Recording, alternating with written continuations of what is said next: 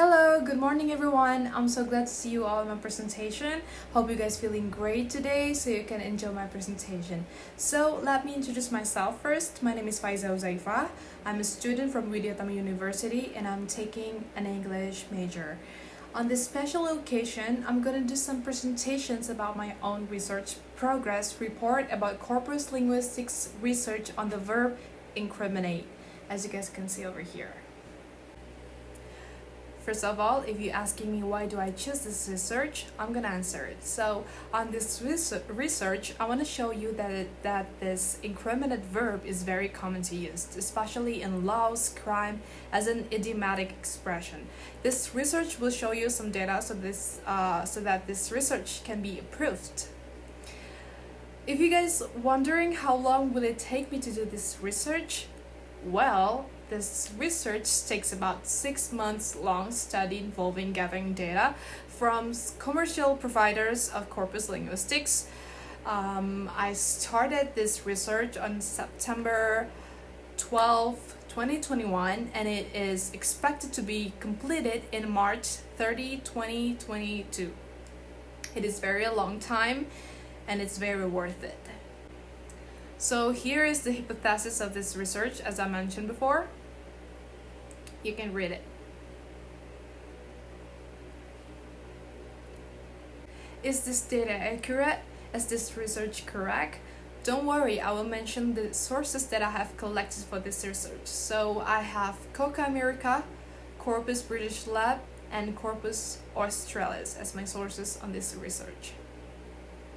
Before I show you the data, I want to ask you, what is incriminate in your mind?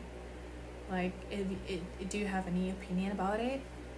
So, incriminate as transitive verb is to charge with or show evidence or proof of involvement in a crime or fault, but you need to know that incriminate doesn't always refer to an actual crime.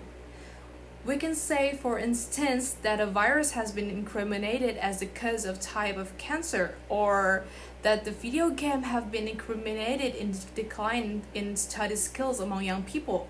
Well, we're not gonna talk about it, it's just a preview. So here is the data we've been waiting for. You guys confused about this graph table? Let me explain to you guys. So as you guys can see over here, this is a graph table or some data that have been collected to prove the hypothesis that I mentioned before. So this chart showing the word incriminate and variance appearance data before 1900 until 2020.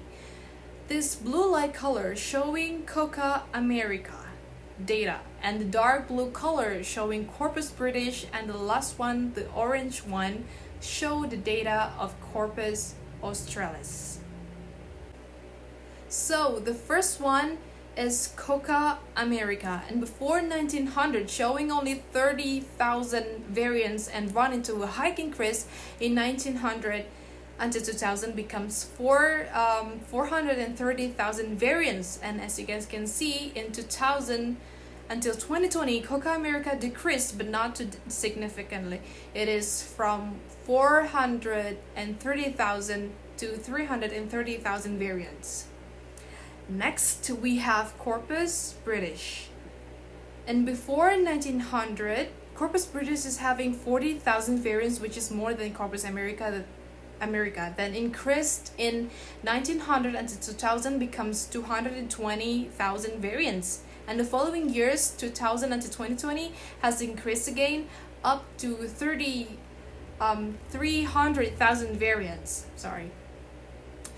And the last one we have Corpus Australis, and before 1900 this corpus is the lowest in my data. It's showing only 10,000 variants, but there was an increase in 1900 until 2000 becomes 110,000 variants, and the following years is also increased to 200,000 variants.